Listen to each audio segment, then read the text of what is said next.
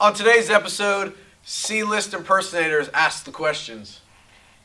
B-list, though. Yeah. Welcome, everybody, to DISRUPTu, episode 20. I'm Ryan Thogmartin, and this is the funeral profession's most disruptive web show. We have a guest. We're going to have multiple guest question askers, but the first one's known, the second one is not. We have Jessica. Hello. Jessica, who are you? What do you do at Disrupt? I am the Director of Operations. What's that entail? You do everything. Yeah, we can say that. Do everything. Okay, Jess, you're going to ask the first question. We haven't done an episode in a while, so as a challenge, because there's no spuds or ping pong balls today, and your best crocodile hunter impression, ask the first question. Okay. And RIP to the crocodile hunter. Okay. We are here at Disrupt Media headquarters. Crikey. What makes Disrupt Media better than all the rest? Okay, so one of the things that I haven't done a lot on this show is talk really a lot about what Disrupt Media actually does, what makes us different. So that's a question that we get asked quite a bit, and with NFDA coming up, that's a question we'll get asked repetitively in our booth. Because there are other companies that are providing some social media services to funeral homes, I think it's important that you know the differences. So when we do a lot of demos with funeral directors that have looked at other platforms, the biggest difference in what Disrupt Media does versus everybody else is our custom approach to social media. It is not a canned approach. We are not giving you all just generic content that are fluffy, puffy images of roses and dogs. And obviously we use some of that content because that content does get engagement, but it doesn't help move the needle. What moves the needle is a customized approach to social media that is organic. So real-time content, real video, live video. We work through a process with our clients on getting them to look at parts of their business where we can create organic content that's going to get engagement from the community that drives the need for a specific goal. So if the funeral home's goal is to incorporate live video, and part of the plan is to drive more pre-need leads, how do we use live video to drive more pre-need leads? And it comes from the engagement. So some of the examples, and Josh will throw them up. How about a client that wanted to do something for National Boredom Month? A scare video was what came up out of that. Josh, show that video.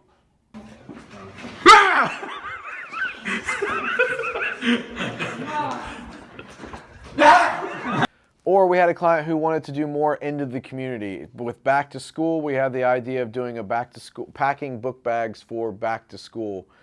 We'll show you what that video clip looked like. I need a funeral director. Well, I'm sorry, I can't help you right now. Why? Because to celebrate the new year approaching, the McDougal Funeral Home is giving away 5 backpacks to each district in the county of Anderson. All you have to do to enter the contest is just like us on our Facebook page, comment, and share.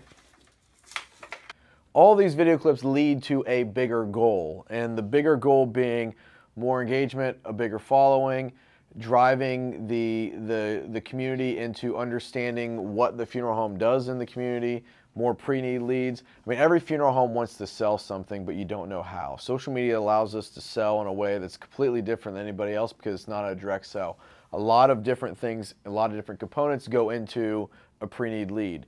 So example, we'll show you what a pre-need lead campaign looks like here with a landing page. That is set up by content that is created to allow consumers to engage with the brand. So you can see puffy content is not going to drive that engagement, and it's not going to move the needle. There's got to be actionable content that's different.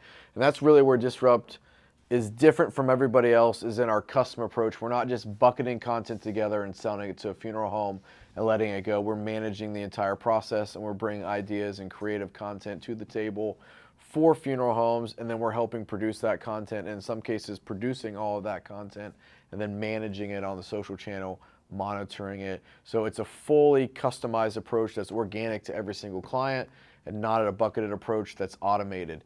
Everybody wants to take the easy way out. Automation is the easy way out, and it's the cheap route. Because of automation, though, you're not achieving specific goals. There's certain things that are not happening because you are not engaging fully and being transparent, and that's the content that wins on social media. So we really help funeral homes take a completely custom approach to social media and not a puffy, generic approach to social media that's automated. Does that answer your question? Yep. Okay. Let's go. Who else has a question? I do. Carlita! Okay. Carly wins. I'm handing you the Olympic torch. All right, Carly, let's see. You're the second time guest. Yes, sir. I guess this makes you guest number. Okay. All right, so I need to challenge you. I'm ready. Ask your question in your best British accent. Okay. What will it take for funeral homes to change marketing habits? That was pretty good. That was Carly, our British impersonator. Excellent. So what will it take for funeral homes to change marketing habits? I think death. And what I mean by that is death of a large company. If we look at companies in the past who did not innovate and did not go the way the market was demanding, it's easy to throw out companies like Blockbuster, Sears, big companies that did not innovate and did not move. And that death of that company and people realizing that doing it the same way scares other businesses into innovating. So I think that it's going to take something drastic for funeral homes to really understand the importance of engaging in these mediums. And it could be that your business is decreasing because you're not being relevant in your community, and your competitor is. Your competitor is embracing social media, and they're doing the things that are right and taking an organic approach to social. Therefore, they are crushing you in call volume. So I think that it'll take death, and I think it'll take something drastic, a big company in the profession. And we already see it happening, but we don't see it happening on a full-blown public scale. But community by community, we see funeral homes not inventing or reinventing themselves, and funeral homes not embracing current market trends and marketing outlets because they're so romantic, and we've talked about this before, about all the things that are traditional, that they were good at, that they already know how to do. They're very romantic about television. They're very romantic about direct mail because you understand how to do these things, and you don't understand social media, and the change is scary. So we all talk about change in the profession, how we want funeral professionals to change, and that's the biggest thing that needs to happen is change. So one of the things that we're doing to help funeral homes change is, again, helping you with an organic approach to social media and not one that is a generic automated approach where you're not going to see the full value and you're not going to understand that there's far more greater success that can be had with social with an organic approach. So we're trying to direct funeral directors down that path and help you there. But I really think that it's going to take something drastic for funeral homes to really, really fully understand the value of social media. However, I don't understand how you can't see that already when there's over 1 billion people that use Facebook every day. There's almost 1 billion people that only use Facebook from a mobile device. So it is unreal the amount of time spent on this mobile device and apps. We look at Facebook rolling out stories a few weeks ago.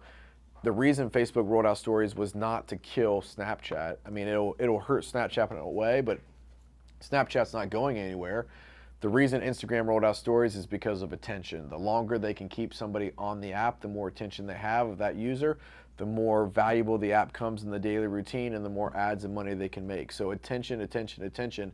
Social media is grabbing all of our attention. There's a lot of time spent on social. And again, I'll pose this question. Look at the way that you engage with content, the way you engage with brands.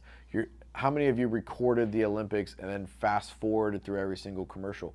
We do it every day. I never watch live TV unless it's a sporting event, excluding the Olympics because of social media. I already knew what happened, so I would record them, fast forward to what I wanted to see, and watch it. So fast forwarding all of the commercials.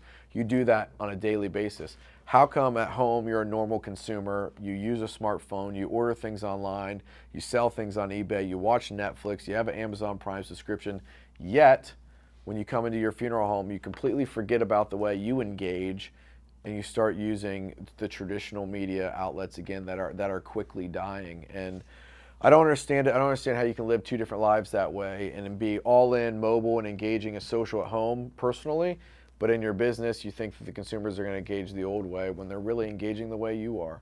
So it was interesting. I was at a concert a couple weeks ago, and the lady behind me, her and her husband, probably in their late 70s. I'm guessing she was in a walker in a wheelchair. He stood up with a cane.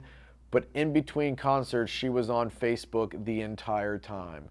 I went back and spoke with her about why she uses Facebook, and it's to stay connected and it's to learn what's going on in the environment around her. We were at a concert. She was looking at all the posts that were made at that venue. So very, very intuitive in the way that she used social media. But that is your exact client who is spending time at a social event, fully engaged in social media. So the power of social media is great, and until you embrace it, you're not going to realize it, and you're going to be left behind. It's getting to that point where it's do or die, and that's not a message we've brought forward very often, but it's true. It's do or die. Either you get involved and you get involved the right way, or you're going to quickly fade away in your community. So that's all I got for today. Again, if you have questions, please email them to me, ryan@disruptmedia.co. Ask them in the comments. We haven't done a really good question of the day, so I want to ask you this question, and I want you to be honest and open. Lying's the devil. Tell me in the comments below, what is keeping you from fully embracing social media and asking Disrupt for help? What's keeping you from embracing social? Tell me in the comments below. Until next time, keep disrupting. Hey, great job. You sound more British than Australian, Jess. Crikey. You killed it. You killed it. You guys did great. Fantastic.